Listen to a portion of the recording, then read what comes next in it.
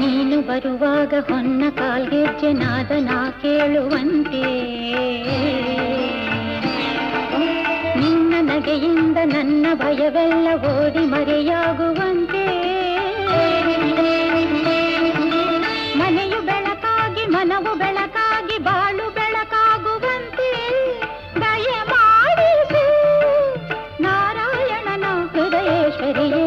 ಬಾಗಿಲ ತೆರೆದಿರುವೆ ತಾಯೇ, ಪೂಜೆಗೆ ಕಾದಿರುವೆ.